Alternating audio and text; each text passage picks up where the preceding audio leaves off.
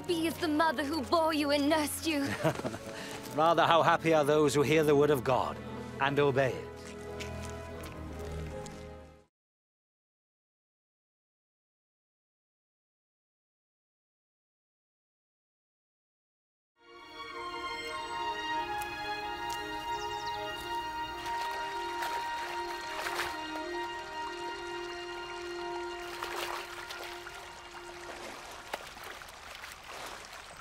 Teach us to pray, just as John taught his disciples.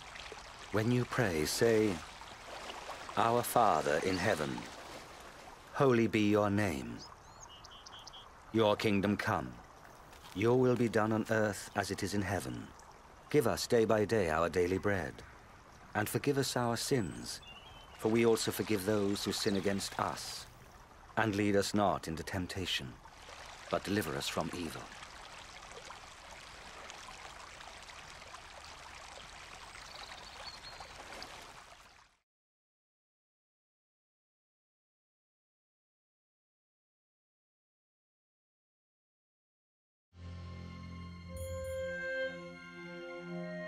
In the Holy Scriptures, God declared the Messiah would come to be the Savior of the world.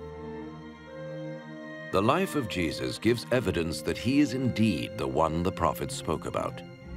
Isaiah prophesied that the virgin will conceive a child and will give birth to a son. Centuries later, the birth of Jesus was the fulfillment of that prophecy. The Holy Scriptures declared that the Holy One to be born would be called the Son of God. This means that Jesus was to be called the Son of God in a spiritual sense.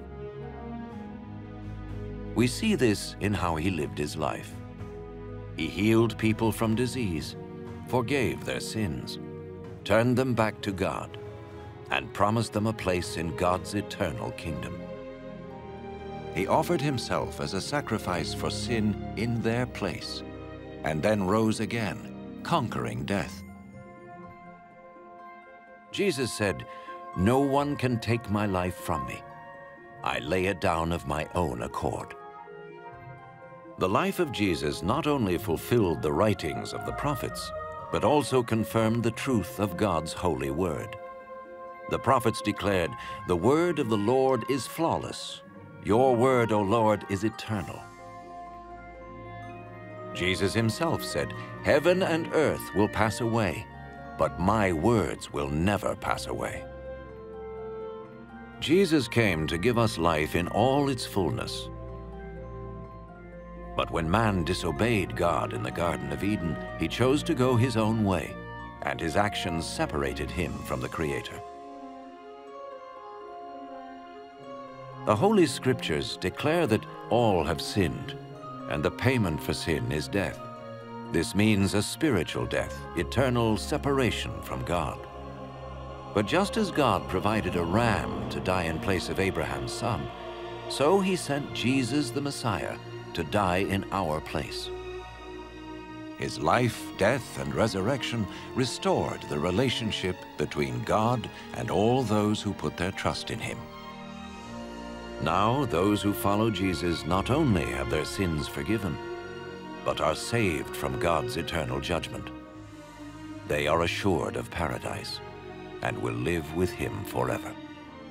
It is this life and freedom from the guilt and power of sin that Jesus offers each person today. This does not mean following a religion, but choosing to have faith in Jesus, who says, "I stand at the door and knock. If anyone hears my voice and opens the door, I will come into him." This means turning to God and trusting Jesus to come into our lives, to forgive our sins, and to make us what he wants us to be. It is not enough to intellectually agree with his claims, nor to have an emotional experience. We receive him by grace through faith, as an act of the will. When people are ready to become followers of Jesus the Messiah, they may speak to him in a simple prayer. Perhaps you are ready now to open your life to God. If so, you may join in the following prayer to him, silently, in your heart. Lord Jesus, I need you. Thank you for dying on the cross for my sins.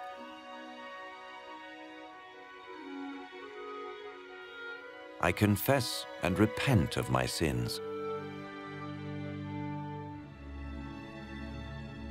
I open the door of my life and receive you as my Savior and Lord.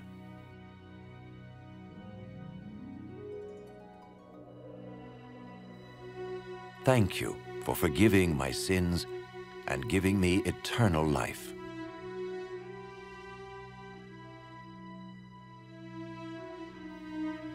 Make me the kind of person you want me to be. As I become one of your followers. Amen.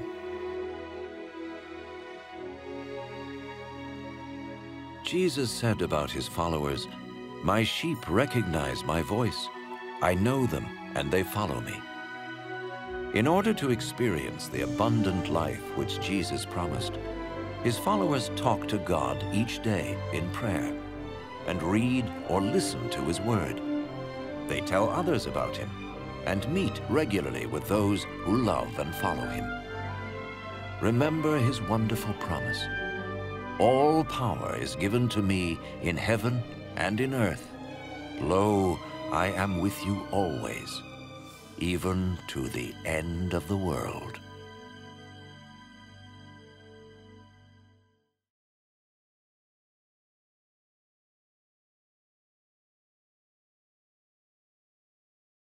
Nous avons besoin de toi, maître. Heureuse est la mère qui t'a porté et allaité. Heureux plutôt ceux qui écoutent la parole de Dieu et qui l'observent.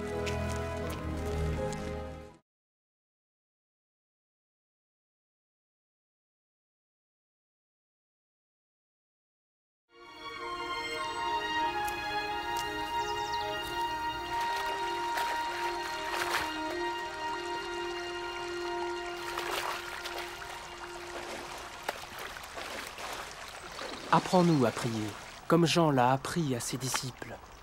Quand vous priez, dites « Notre Père qui es aux cieux, que ton nom soit sanctifié, que ton règne vienne, que ta volonté soit faite sur la terre comme au ciel. Donne-nous chaque jour notre pain quotidien. Pardonne-nous nos offenses, comme nous pardonnons aussi à ceux qui nous ont offensés. Protège-nous contre la tentation et délivre-nous du mal. »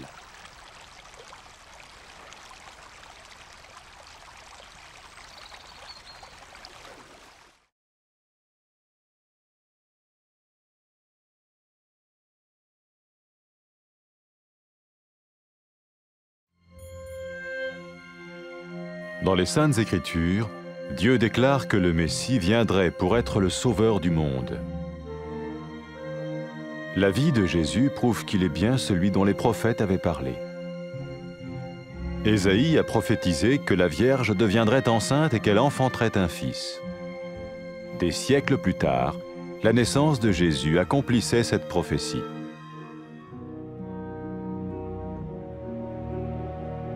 Les Saintes Écritures déclaraient que le saint à naître serait appelé le Fils de Dieu.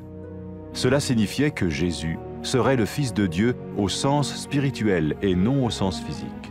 Nous le voyons par sa manière de vivre. Il a guéri des malades, il a pardonné leurs péchés, les a ramenés à Dieu et leur a promis une place dans le royaume éternel de Dieu. Il s'est offert lui-même en sacrifice pour le péché à leur place. Puis il est revenu à la vie, victorieux sur la mort selon le plan de Dieu. Jésus a dit « Personne ne me prend la vie, mais je la donne de ma propre volonté. » La vie de Jésus n'a pas seulement accompli les écrits des prophètes, mais elle a aussi confirmé la vérité de la sainte parole de Dieu. Les prophètes avaient écrit « Ta parole, ô mon Dieu, est parfaite, elle dure à toujours. » Jésus lui-même a dit « Le ciel et la terre disparaîtront, tandis que mes paroles ne disparaîtront jamais. »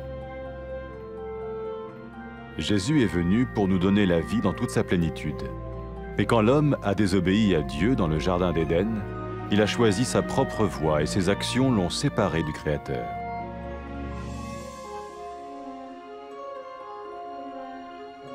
Les Saintes Écritures déclarent que tous ont péché et que le salaire que paye le péché, c'est la mort. Il s'agit de la mort spirituelle, éternelle séparation d'avec Dieu. Mais tout comme Dieu a donné un bélier pour qu'il meure à la place du fils d'Abraham, ainsi il a envoyé Jésus, le Messie, mourir à notre place. Sa vie, sa mort et sa résurrection restaurent la relation entre Dieu et tous ceux qui mettent leur confiance en lui. Maintenant, non seulement Jésus pardonne les péchés de ceux qui le suivent, mais il les sauve aussi du jugement éternel de Dieu. Ils sont sûrs d'aller au paradis et de vivre avec lui pour toujours. C'est cette vie et cette liberté de la culpabilité et du pouvoir du péché que Jésus offre à chacun aujourd'hui. Cela ne veut pas dire suivre une religion, mais choisir d'avoir foi en Jésus qui dit « Je me tiens à la porte et je frappe. Si quelqu'un entend ma voix et ouvre la porte, j'entrerai chez lui. » Cela veut dire se tourner vers Dieu et croire que Jésus vient dans nos vies pardonner nos péchés et nous rendre tels qu'il veut que nous soyons. Il ne suffit pas d'approuver intellectuellement ce qu'il dit, ni de vivre une expérience émotionnelle. Nous le recevons par grâce, au moyen de la foi, par un acte de notre volonté. Lorsque quelqu'un est prêt à suivre Jésus le Messie, il peut lui parler par une simple prière. Peut-être êtes-vous prêt maintenant à ouvrir votre vie à Dieu. Si oui, vous pouvez vous joindre à la prière suivante, silencieusement, dans votre cœur. Seigneur Jésus, j'ai besoin de toi. Merci d'être mort sur la croix pour mes péchés.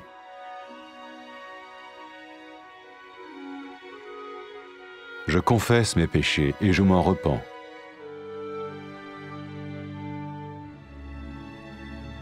Je t'ouvre la porte de ma vie et je te reçois comme mon Sauveur et Seigneur.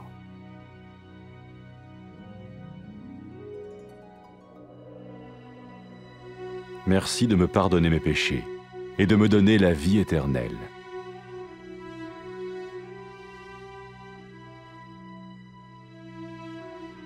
Fais de moi le genre de personne que tu veux que je sois. Maintenant que je deviens l'un de ceux qui te suivent.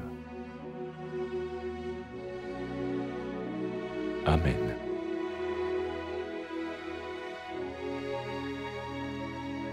Jésus a dit à propos de ses disciples, « Mes brebis écoutent ma voix, je les connais et elles me suivent. » Pour expérimenter la vie en abondance promise par Jésus, ceux qui le suivent parlent à Dieu chaque jour dans la prière et lisent ou écoutent sa parole.